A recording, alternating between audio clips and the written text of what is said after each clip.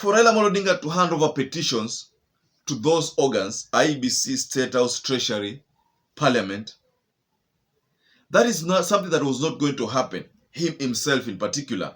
Because Raila cannot carry petitions to Wetangula, to RUTO, to Marjan, because he is bigger than that. So the moment I heard about petitions, that is the time I knew that the game plan that I've always talked about in this channel was coming to light. Dear ladies and gentlemen, welcome back to the analysis of YOLENO TV. I'm glad you're well from wherever you're watching this channel. Now, I'd like this session to appreciate you so much for supporting this channel. If it were not for you, this channel would not have grown. If you wish to support us, just hit the subscribe button and then you can hit the like button. So now, yesterday was the day that Raila had called for another fresh round of maandamanos. So the day had its own ups and downs. You saw in that convoy or in the demonstrations that Raila Odinga was conspicuously missing. So many have derived so many other narratives as to why Raila Odinga could have missed that maandamano. But personally, I differ with those narratives. I think Raila Odinga alikuwa na hiyo maandamano kwa hali na mali. The only thing is that he was invisible. So for me, on Monday, when I heard the press statement from Raila Odinga, soon after IG Komen weighed in or reinforced Bungei's ban on demos in Nairobi, I knew very well that Raila Odinga was going to be invisible in that maandamano.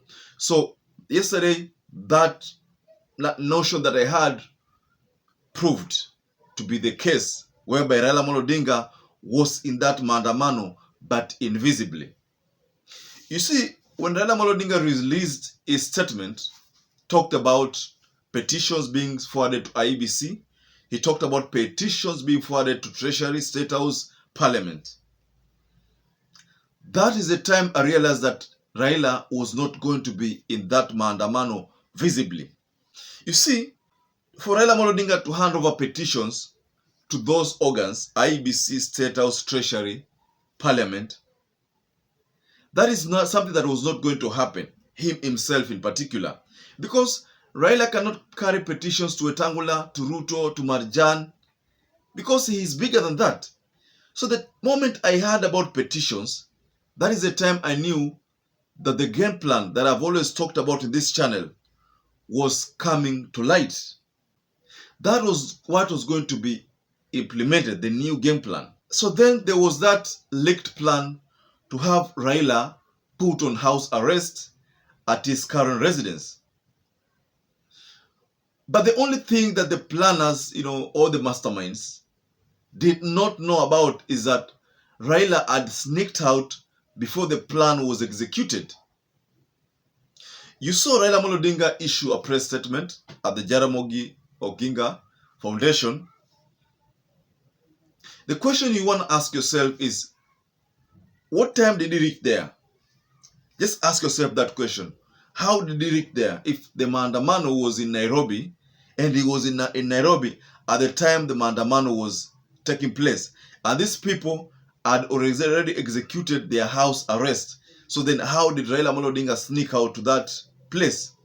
Reliable sources indicated that Raila was in the convoy, but then he sneaked out from one of those residents, sneaked out of the convoy at the time when he knew very well that, according to sources of security, that there's also that assassination plot which had been planned.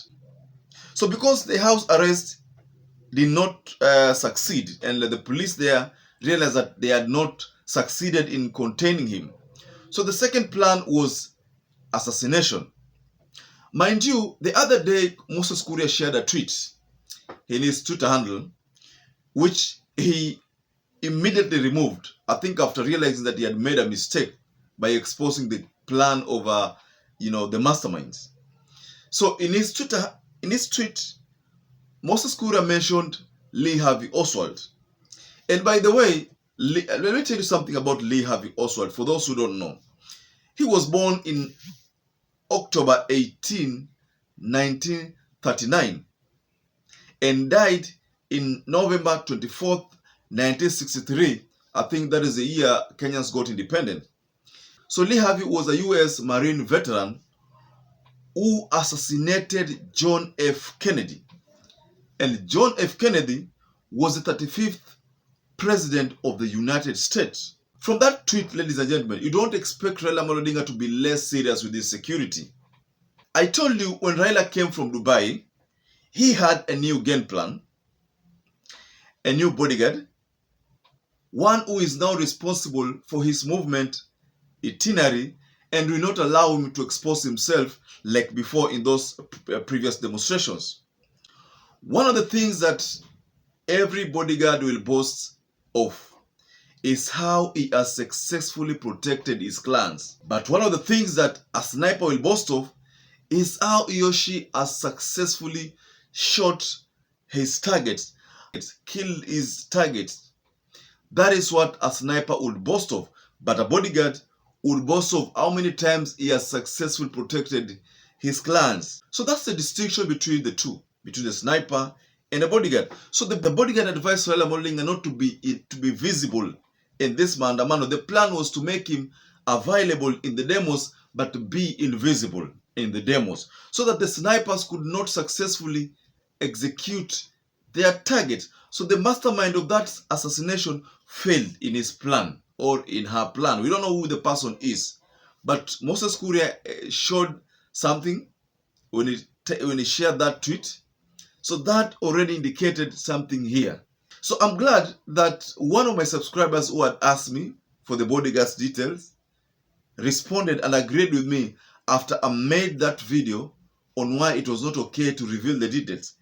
And he said, and that subscriber said that it was okay not to release the details because I had successfully challenged the subscriber.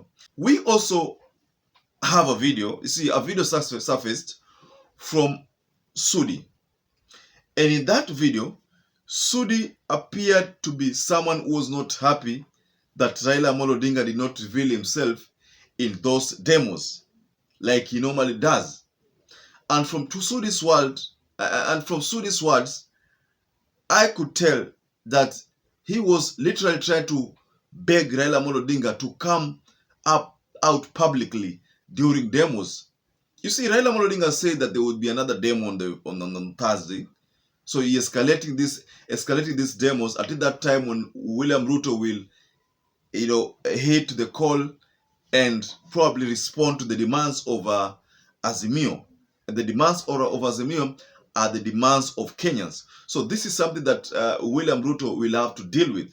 So that is what Raila Amolo Odinga said in a press statement yesterday when he made that press statement at the Jaramogi Odinga Foundation. He said that the demos will now be escalated further. And he also mentioned things to do with the goons who are hired to touch that minibus that I shared in my previous analysis, to also touch that lorry, you saw it, the lorry, to also, cause mayhem, stealing, So Raila blamed goons who are hired by the government. So this kind of blame game between the government and the opposition. So, ladies and gentlemen, can you tell us below the comment section there where they think the new game plan that Raila Amolo Odinga wants to be in the maandamanos but invisibly is okay? I think it is okay because, he can't expose himself right now that those details of assassination are in the public domain. So Raila cannot expose himself. And I think the game plan is working perfectly well because the idea here is to hand over petitions to the relevant organs. Just like William Ruto said that use the relevant organs. But the only thing that we find strange is that the police did not allow the Azimio to execute that clause in the constitution that allows for petitions to be handed over to the relevant organs, Parliament, Treasury, State House, IEBC. So they didn't allow that by tear gassing the Azimio leaders. So that's why those petitions were never handed over. So I don't know what William Ruto said, whether he meant exactly those, or he said this, what he said, but did not want these petitions to be handed over, because the moment the petitions are handed over, the constitution says that they have to be acted upon. So the police did not allow the petitions to be handed over. So again, this is not allowing the constitution to be implemented. That's why Raila Odinga said that the constitution had been suspended according to how the police carried themselves. So again, I think one thing that I noticed with this game plan is that Raila is trying to expose the government, expose the police in another way, because if you deny leaders to now petition, you are merely trying to tell them to continue with demonstrating. Because if the police had allowed Azimio leaders to present their petitions, see, maybe there would have not have been another maandamano, because the idea is to present petitions. So until the time they will present their petitions, I think this maandamano will still go on. So ladies and gentlemen, kindly share your thoughts below the comment section. Once again, I'd like to urge you to stay safe and stay blessed until we catch up again in our next analysis.